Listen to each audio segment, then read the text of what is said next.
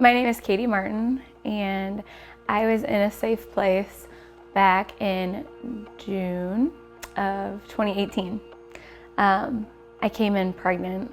I was talking with my counselor at COMTREA and telling her, kind of my situation at the time.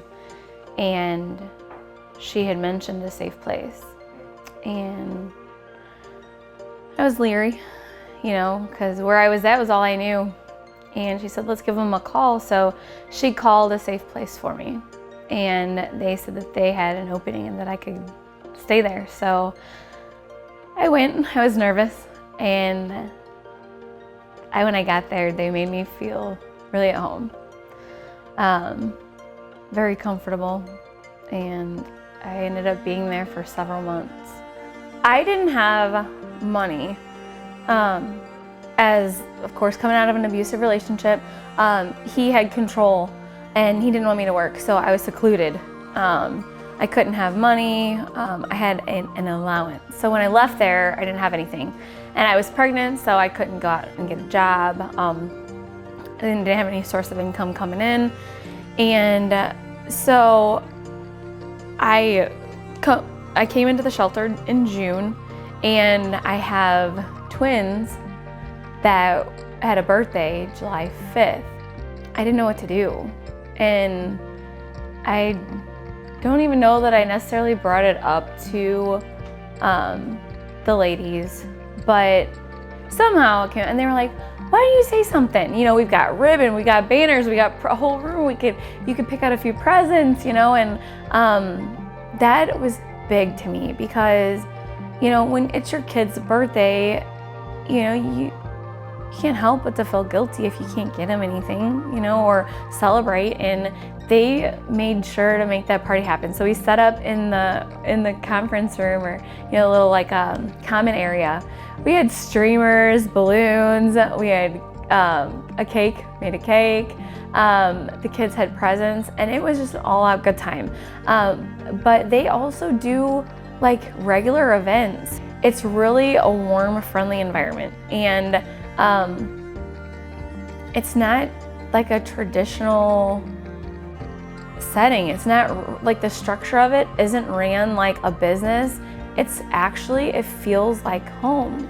And to me, it was home. I felt very comfortable there, and my kids, they felt comfortable there. And even more so, when I brought my youngest son Dawson home, it was home. There was nothing like when I did finally get back to work, and I would come home and I would take a shower, and I just felt so comfortable. And everybody was so friendly, and the staff, and then even the ladies, even everything that we've been through, the staff makes things feel so comfortable there and makes it so much like a home and not a business, that even you could tell the overall tone of the women would just, when they would come in, they were at first real leery like me, but then as time would go on, the way that the staff is there, making it feel comfortable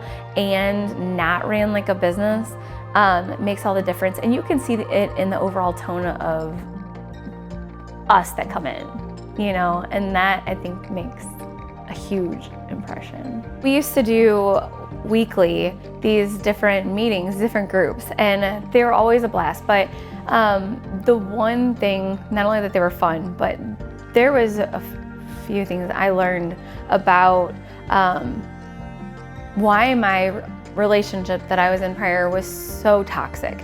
I just thought that the norm was that you be controlled, and the guy runs everything and tells you, how you're supposed to live and what you're supposed to do. And it's wrong. You also got to hear other people's stories there to know that you're not the only one that's been going through this, that there is a lot of this that is going on and that's around. And, we think it's okay, but it's not. And you don't have to live that way. They even advocated for me through going to court. They went to court with me, and that was huge. That said a lot to show that they are there for you any way that they can be. Another thing that really was a struggle for me was housing. You know, I have 5 kids, so it was not easy for me to find somewhere that had the accommodations and even had an opening. It was on a Thursday, and we were going down to group. It was about 6 or 7 at night, and I walked down the stairs and something just didn't seem right, and my water broke. And I was like, oh, I gotta go. Well, they were like, do you need a ride to the hospital?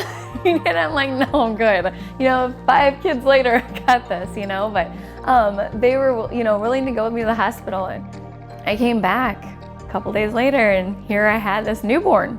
And it was great because all of them were like other moms, like my moms, and I had a bunch of them. So it was wonderful because, you know, being a single mom at the shelter, you know, if I was tired or, you know, the baby wouldn't sleep at night, or they were there for me, you know. I'll never forget, I would just need time to get caught up on stuff, and one of the ladies, Holly, she just absolutely loved taking Dawson and just feed him or whatever needed to be done at the time, you know, to help me out. And it was definitely an amazing experience, one that I'll never forget. I've met some girls in there that I don't get to see them often, but I stay in communication with them through Facebook, and I hold them near and dear to my heart. They, I might tear up.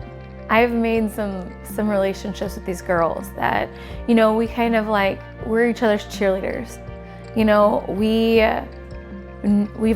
been through similar circumstances, and we can relate to each other. And it's like that bond that we have now, it's always going to be there. You know, they will be lifelong friends of mine. If it was not for the shelter, I don't know where I would be today. You know,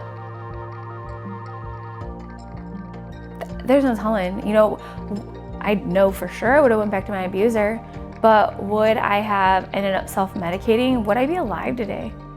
You know, I don't know.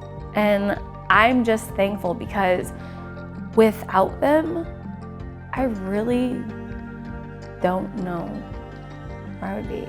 And, you know, I feel that they are the inspiration and the motivation of why I want to have a free store. You know, I want to give back. I want them to know, like, hey, this is really because of you guys. You know, if it wasn't for you guys, I wouldn't be where I am today. You know, I wouldn't be on my feet standing strong.